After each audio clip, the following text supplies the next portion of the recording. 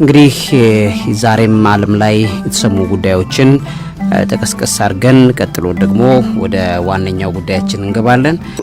ጉድ ኒውስ ነው፣ መልካም ዜናዎች ናቸው። በነገራችን ላይ ዓለም ላይ አሁን ይሄ በሽታ አይድንም ነው ያው የሚታወቀው። አይድንም ወይም መድኃኒት የለውም የሚለው ብቻ የሰዎችን ልክ በከፍተኛ ደረጃ ጉዳት የሚያመጣውና ሰዎችን ብዙ በህይወት እንዳይቆዩም ከሚያረጋቸው ነገሮች መካከል አንዱ የስኳር ይሄ ነው።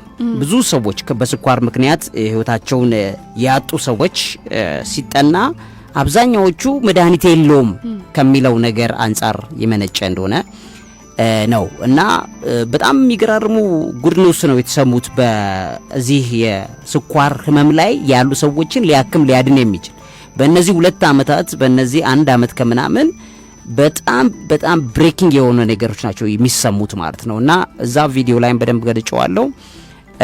እግዚአብሔር እንግዲህ እንደሚታወቀው በሽታ ህመም የሚባለውን ነገር በእግዚአብሔር እይታ ነው እኛ ማየት ያለብን። እግዚአብሔር እይታ ስናየው ህመምና በሽታ የሚባለው የእግዚአብሔር ሐሳብ አይደለም። ለሰው ልጅ አዳምን የእግዚአብሔር ሐሳብ ቢሆን አዳምን ሲፈጥረው ገና ከህመም ጋር አብሮት ይፈጥረው ነበር። ህመም በሽታ የእግዚአብሔር ሐሳብ አይደለም።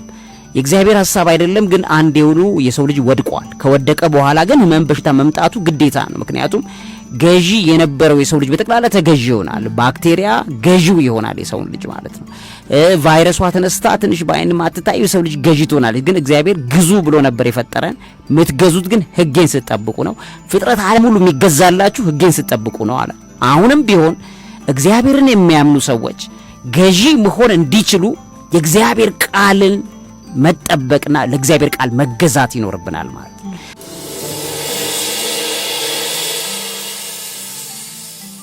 የእግዚአብሔር ቃል ደግሞ አሁን በመጽሐፍ ቅዱስ ቀርቦልናል። የዛን ጊዜ ለአዳም የእግዚአብሔር ቃል የተሰጠው በቃሉ ነፍሱ ላይ አፕሎድድ ሆኖ ነው። መጽሐፍ ቅዱስ ሙሉ በነፍሱ ላይ ተጭኖበት ነው አዳም የተሰራው። የዛ ሰዓት ግን አዳም ከወደቀ በኋላ በአይን እንዲያነበው እንደገና በመጽሐፍ ቅዱስ በመናየው ነገር ላይ ተጻፈ ማለት ነው።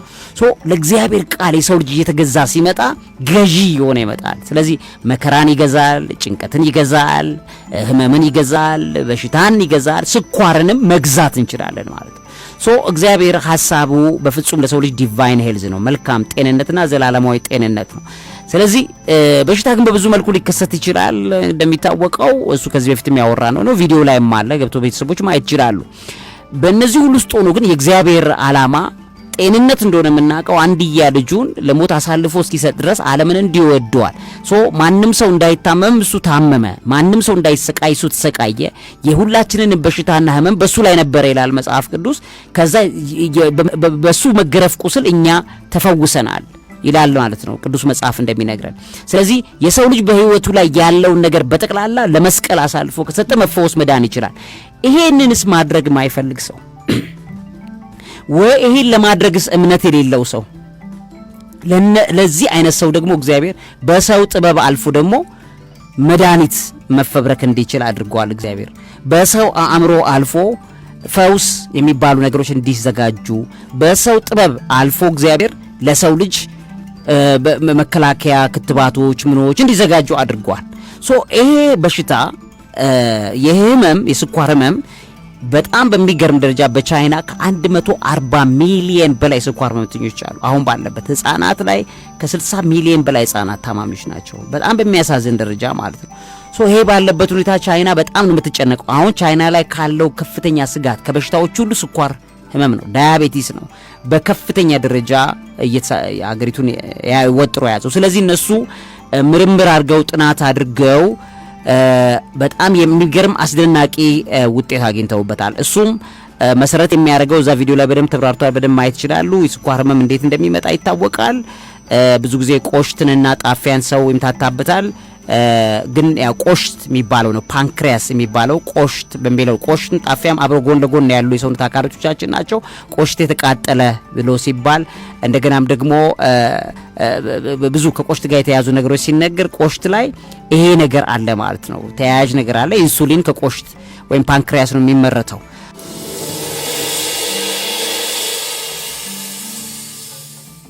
ኢንሱሊን ተመርቶ ኢንሱሊን መመረቱ ምንድነው? እኛ የበላነው ካርቦሃይድሬት ምግቦች ለምሳሌ ፓስታ ቢበላ ወይም ደግሞ ዳቦ አሁን ብዙ ሰው ፍርኖ ዳቦ ይበላል።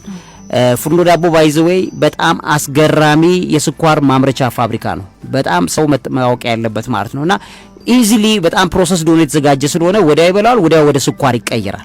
ካርቦሃይድሬቱ ወደ ስኳር ይቀየራል። ስለዚህ ወደ ስኳር ሲቀየር በግሉኮስ መልኩ ሆኖ ስኳር በደም ስርዓታችን ውስጥ የሚገባው ያን ስኳር ወደ ሰውነት ስርዓታችን ዋናው የተፈለገው ምንድነው? ግሉኮስ ኃይል እንድናገኝ ነው። ለምሳሌ ስንሮጥ ወይ ስንሰራ ሰውነታችን ልክ ባትሪ ቻርጅ እንደሚያደርገው እንዲያደርግ ያስፈልጋል።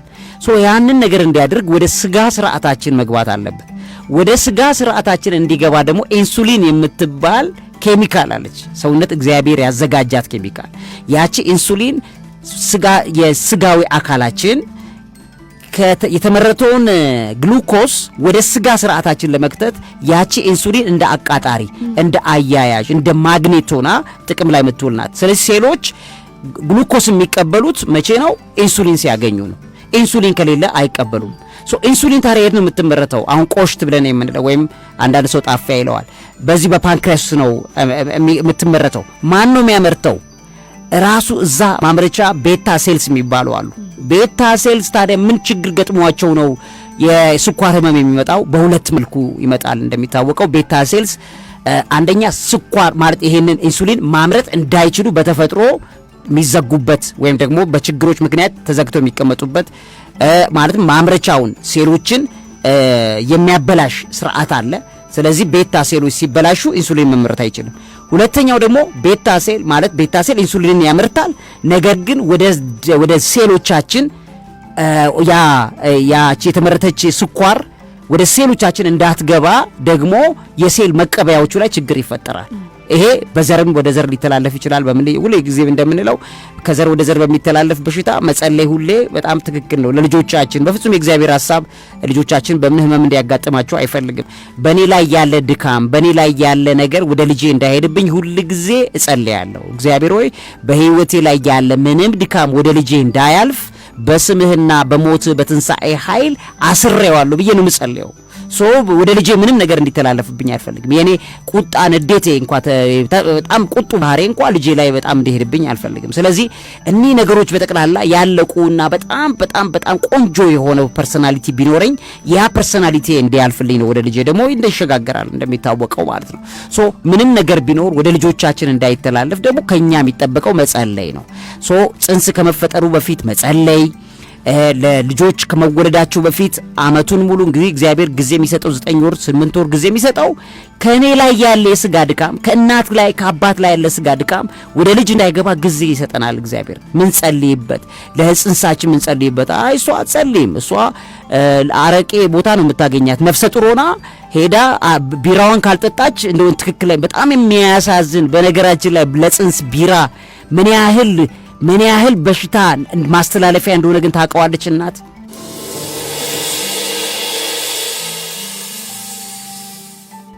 ይመስላል አሁን የወጡ ጥናቶች በጣም ባይዘወይ ገና እኮ ተጠንቶ ስላላወቀ ነው። ሰው ዛሬ የሳይንቲስቶች ሪፖርት ስለሌለ ዛሬ ዝም ብላ ነፍሰ ጡር ሆና ቢራዋን የምትገለብጥ ሴት አለች። በጣም በሚያሳዝን ደረጃ ማለት ነው። ባሏም ይዟት ይሄዳል። የኔ ውድነ ይዛ ስንጨፍር የነበረበት ቦታ ላይ ትዝታ እንዲሆንሽ አንዴ ብሎ ይላል። ኃጢአት ትሰጠዋለች ለጽንሷ ማለት ነው። በደልን ትሰጠዋለች ለጽንሷ እና በጣም የሚያሳዝን ነገር ነው በዚህ ዘመን ላይ ያለው እና ህመሙም ችግሩም ወደ ጽንስ ተላልፎ በእኛ ላይ ያለ ድካም በልጆቻችን ላይ መገለጥ መቻል የለበትም። በብዙ መልኩ ሊገለጥ ይችላል ወደ ልጆቻችን ላይ። ከኛ መንፈሳዊ ድካምም ሊገለጥ ይችላል። ከቅድመ አያቶቻችንም ችግር ሊገለጥ ይችላል። እንደገና እግዚአብሔርም ደግሞ የሚፈትሽበት ጊዜ አለ። እግዚአብሔር ደግሞ የሚፈትሽበት ጊዜ አለ። ፈተና ሲገጥመን ዝም ብሎ አይቶ ከዛ በኋላ በልጃችን ላይም በእኛም ላይም የሚፈጠረው ፈተና እምነታችንን መፈተሻ አድርጎ እግዚአብሔር የሚያይበት ግን ደግሞ አለ በማን ኃጢአት ምክንያት ነው ይቺ ሴት እንደዚህ ሆና የተወለደችው ብለው ጌታችንን ሲጠይቁት ክርስቶስም ምን አለ? በእናቱም በአባቱም ምክንያት አይደለም አለና ይቺ ሴት እንዲሆነችው እግዚአብሔር ስራውን ሊገልጥባት ስለፈለገ ነው አለ። ከዛ ፈወሳት።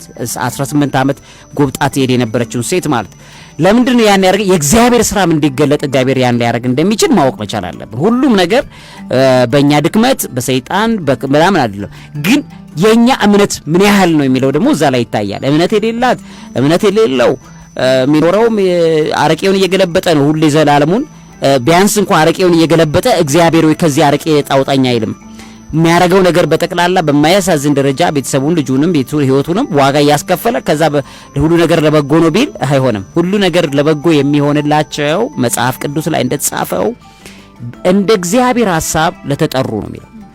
እግዚአብሔርን ለሚወዱ እንደ ሐሳቡም ለተጠሩ ነገር ሁሉ እነሱ ላይ የሚሆነው ለበጎ ነው ብሎ የተጻፈው ለነዚህ ነው እንጂ ሁሉ ነገር ለበጎ ነው ብሎ መቀበል የለበትም። ምክንያቱም እምነቱን ቼክ ማድረግ አለበት። በእግዚአብሔር ፊት ያለሽ እምነት ምንድነው? እኔ በግልጽ ነው ማወራው። እኔ ማንንም ወገን ስላይደለው በግልጽ ነው ማወራው። ነፍሴ በግልጽ ነው የምታወራው። ስለዚህ በትክክለኛ ራሱን ቼክ ማድረግ መቻል አለበት ሰውየው። ስለዚህ በትክክል በመንፈሳዊ ድካም ምክንያት የመጣ ከሆነ ንስሐ መግባት ነው። መንጫጫት አያስፈልግም፣ መቆጣት አያስፈልግም። ምን አስቆጣው?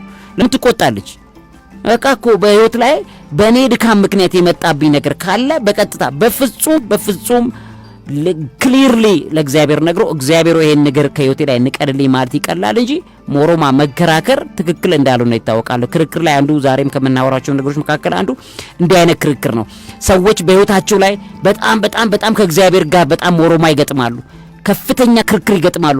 ሰው ሲነግራቸው ይሄ በነገሮች ላይ በኔ ኃጢያትና በኔ በደል ነው የመጣው ብሎ እንደመቀበል ንስሐን እንደመዋጥ አሸናፊነት የለም። በህይወትሽ ላይ ድካም እንዳለብሽ መታቂ ከሆነ ድካምሽ በምን መልኩ ነው የመጣው የሚለው ነገር በግልጽ ማወቅ ነው የመጀመሪያ ነገር። በምንድን ነው የመጣው? ድካምሽ የመጣበትን ነገር እውቅና መስጠት መቻል አለብሽ። ኖ በህይወቴ ላይ እኔ እንትን አይደለም እኔ እንደዚህ በሽታ መጣ እንደዚህ በዚህ ለኩ መጣ ይለኛል። ምን ማለት ነው? እኔ እንደዚህ ሄዳለሁ ወይ ሄዳ ይሄን እኮ 48 ጊዜ ነው ጠንቋይ ቤት ሄደችው። ግን እኔ ጠንቋይ ቤት መሄድ አይደለም እንደዚህ አይደለም አይባልም ካለ በግልጽ በእግዚአብሔር ፊት 40 ጊዜ ጠንቋይ ቤት ሄጃለሁ። ምንም ነገር ሳይኖር በሽታው ዝም ብሎ አይመጣም። ህመሙ ዝም ብሎ መከራው ዝም ብሎ አይመጣም።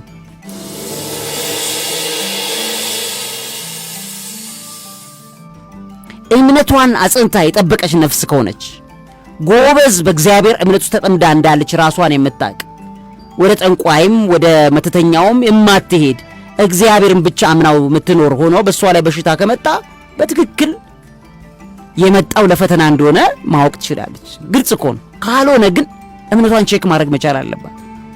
እና በህይወታ ያቺ ስለ ነፍሷ ነው ማወራው፣ ስለ ሴት አይደለም ማወራው፣ ስለ ነፍስ ነው ማወራው። ስለዚህ ያቺ ነፍስ ቼክ ማድረግ መቻል አለባት።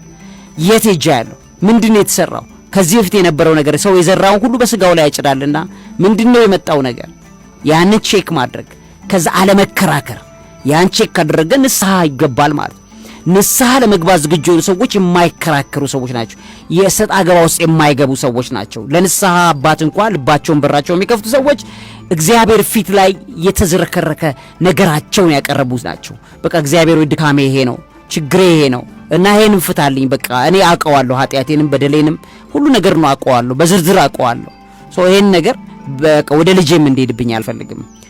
ሁሉ ጊዜ እኔ አውቀዋለሁ፣ እኔ ድካሞችን በደንብ ነው ማውቃቸው። ማንም ሳይነግረኝ የመጀመሪያ በህይወቴ ላይ በእውነት ለራሴ ካለኝ ኳሊቲዎች ካየሁት ነገር ዛሬ ላይ ለመድረሴ ከብዙ ሞት ለማለፌ ትልቁ ኳሊቲ ያለኝ ብኝን ድካም ሰው ከመንገሩ በፊት እግዚአብሔር ፊት ዛዝረከርከዋለሁ።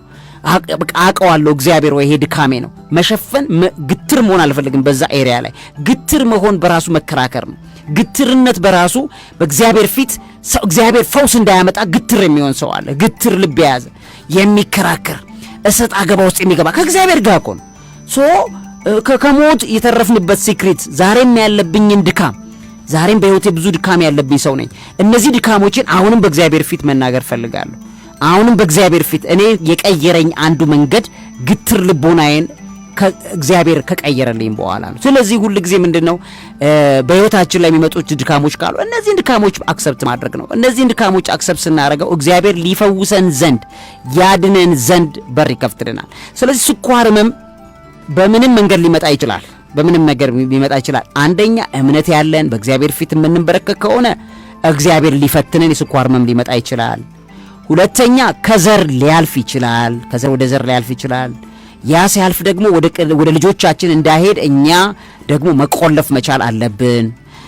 እንደገና በዲያብሎስ ጥቃትም ሊመጣ ይችላል። የዲያብሎስ ጥቃትም ሲሆን ያ መንፈሳዊ ክፍተት ሲያገኝ መውጊያ ሄት አለ ይላል። ሞት ወይ መውጊያ ሄት አለ ማለት መውጊያ ያለው በዛ መውጊያ እርኩሱ መንፈስ ሰክቶ ላያችን ላይ ጩቤ ስኳር የሚባል በሽታ ሰክቶ ሰውየው ሲሰቃይ ቁጭ ብሎ ሊያይ ይችላል። ስለዚህ ይሄን ነገር ለማድረግ በዲያብሎስ ጥቃት ሊመጣ ይችላል።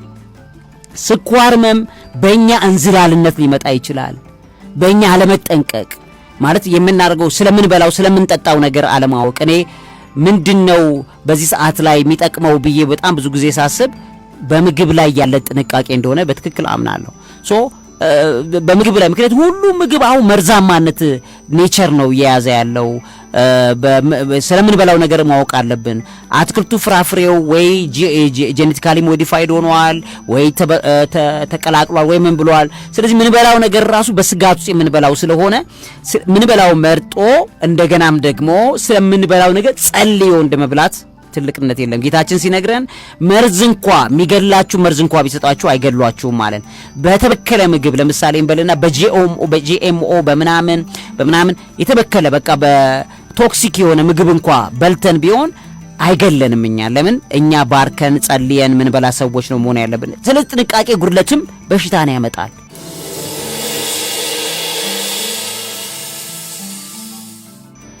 ይሄ ነው እንግዲህ በብዙ መልኩ ሲታይ በሽታው ምንጩ ከየት መጣ ሲባል ከነዚህ ነገሮች ነው የሚመጣው። ወይ ከጥንቃቄ ጉድለት ነው፣ ወይ ከዲያብሎስ ጥቃት ነው፣ ወይ ደግሞ ከቤተሰብ ወደ ቤተሰብ የሚተላለፍ ነው፣ ወይም ደግሞ በአጠቃላይ አዳም በስጋው ላይ ካለበት ውድቀት የተነሳ እምነት ከማጣት የተነሳ እምነት ኖሮት ደግሞ እግዚአብሔርን እያመነ ደግሞ በበሽታ ይተካ ደግሞ እሱ ደግሞ እግዚአብሔር ሊፈትነው ያን እንዳደረገ ማወቅ መቻል አለበት። በብዙ አቅጣጫ ይሁን ግን በእግዚአብሔር ፊት ግን እንደመንበርከክ ኃይል የለም። ይሄን ነገር በሚደረግበት ሰዓት ላይ በጣፊያ በቆሽትም ይሁን በጣፊያ እነዚህ የተመረቱ ኢንሱሊኖች በትክክል በስጋ ስርዓታችን ላይ ኢንሱሊኑ የተቀበለውን ካርቦሃይድሬት ምግቦችን ወደ ግሉኮስ ተቀይሮ ያ የግሉኮስ ንጥረ ነገር ደግሞ ወደ ስጋዊ ስርዓታችን መጥቶ ጤናማ በሆነ መልኩ የበላነውን ወደ ሰውነት ስርዓታችን ባይዞ በየቀኑ መብላትም አይመከርም።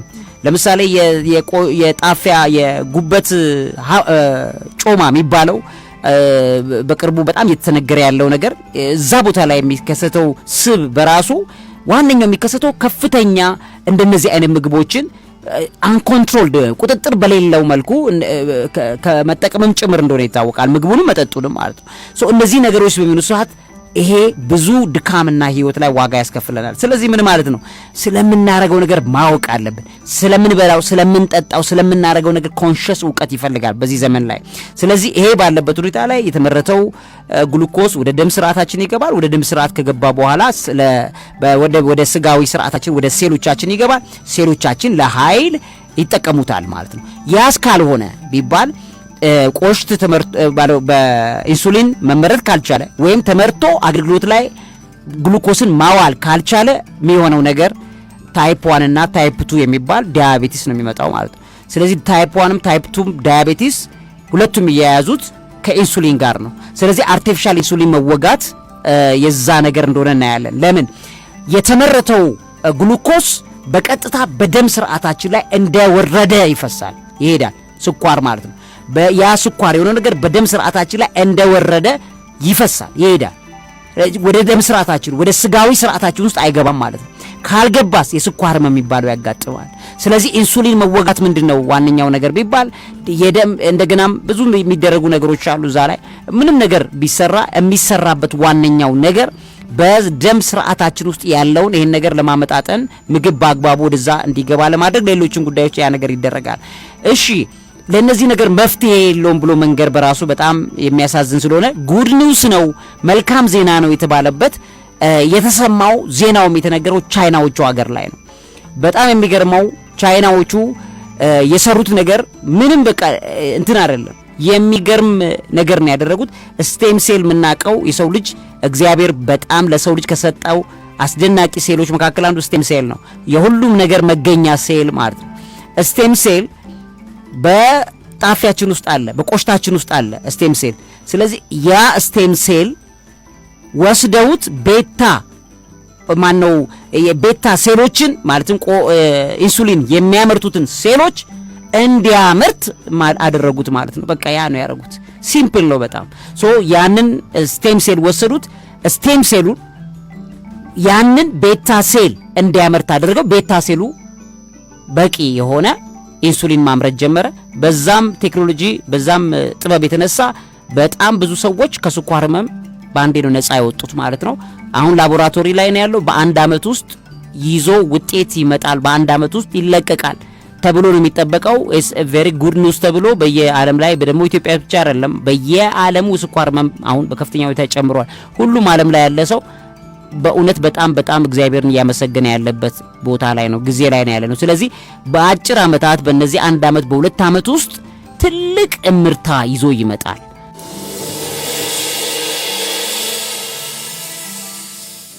ሶ ሁሉ ጊዜ እዛ ቻይናዊ ላለው ሳይንቲስት ራሱ እዚህ ያለው ሰው መጸለይ ያለበት እግዚአብሔር ሆይ እንደው ዕውቀትን ግለጥላቸው የተሻለ ነገርን እንዲያገኝ ሰው ልጅ በተሻለ መልኩ መፍትሄ እንዲያገኝ ብሎ ነው እንጂ ጉድ ኒውስ ራሱ በመሰማቱ መደሰት አለበት። ይሰውየው እንደው ጥሩ ዜና አለ ቢባል እንኳን መደሰት መቻል አለበት የሚለው ነገር መንገር ያስፈልጋል። እንደዚህ ነገሮች ነው በበለጠ ደግሞ ቪዲዮ ላይም ስላለ ገብተው ቤተሰቦች ማየት ይችላሉ። ወደ መጨረሻው አካባቢ ያለው ቪዲዮ ክፍል ነው ያንን የሚያሳየው። አዎ በዚሁ ሁኔታ ላይ ላሉ ወዳጆችም ካላችሁ ሼር አድርጓቸው። መረጃው በደንብ ጥንቅቅ ተብሎ ደግሞ አጠርም ብሎ ረጅም ጊዜያቸው ሳይወስድ 22 ደቂቃ ብቻ ናት። ሙሉ መረጃውን አጠቃላይ መስማት ትችላላችሁ ማለት ነው። ገብታችሁ አድምጡት ውድ ቤተሰቦቻችን። የተሻለውን ነገር በጊዜያቶችና በአጭር ጊዜያቶች ላይ መፍትሄ መሆን የሚችለውን ነገር ይዙላችሁ እንደሚመጣ እናምናለን። ይሄ ሁሉ ሀሳብ በተለይ ወደዚህ ወደ ሬዲዮ እንዲመጣ የተፈለገበት ምክንያት በተደጋጋሚ የናንተን ፍላጎት መሰረት ያደረገ ነበርና በአንድ ቪዲዮ የዚህን ያህል ሰው በቃ ነገሩን ፍላጎቱን አውቆ የት ነው የት እንሂድ የሚለውን ስሜት ስናውቅ ለብዙዎች መዳረስ መቻሉ ደግሞ ተስፋን ያለመልማል። አይድንም ከሚባል ነገር ይድናል የሚለው ራሱ የመዳንን ስሜት ህይወት መዝራት ይጀምራልና አይድንም ሳይሆን ይድናል የሚሉ መልካም ዜናዎች እየተሰሙ ስለሆነ ያንን እንደምስራች እናብስራችሁ ብለን ነው። መንፈሳዊ ሳይኖሳድስ ይቀጥላል። በክፍል 2 ፕሮግራማችን በአእምሮ ማሳጃችን ከክርክር ጋር ተያይዞ ያለውን በተደጋጋሚ እየተመለከትነው ተገኝተናል። ባለፈው ክፍል 6 ነው ያደመጥነው። ዛሬ ክፍል 7 ወደ እናንተ ይደርሳል። ይሄንንም ደግሞ መንፈሳዊ በሆነው መንገድ ቅድምማ ሲለው ከነበረው ከውስጣችን ካሉ ችግሮች ጋር መንፈሳዊ የሆነ ሕክምና መዳን እንዲሆንልን ያግዛልና ያን መረጃ እናደምጣለን። አብራችሁን ሆኖ ያላችሁት መንፈሳዊ ሳይኖሳድስ ላይ ዕውቀት ታላቁ እግዚአብሔርን ታከብራለች።